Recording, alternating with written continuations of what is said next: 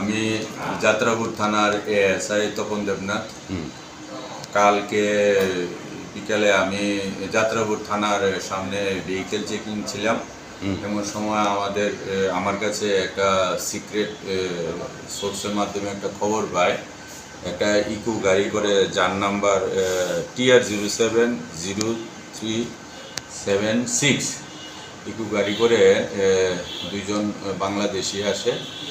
তখন আমি নাকাতে ভালোভাবে চেকিং করে তখন ওই গাড়িটি নিদয়া থেকে সোনামুড়ার দিকে যাওয়ার উদ্দেশ্যে তখন নাকার মধ্যে গাড়িটাকে আটক করি।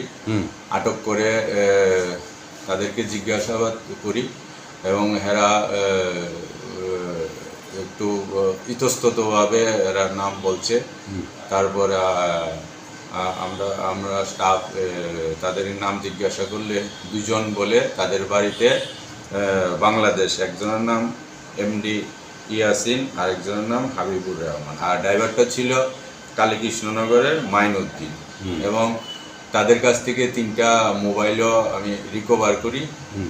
তারপরে বাংলাদেশি যে ন্যাশনাল দুইজন ছিল তাদের কাছ থেকে টোটাল 1810 টাকা বাংলাদেশি টাকা এগুলি সিজ করা হয়।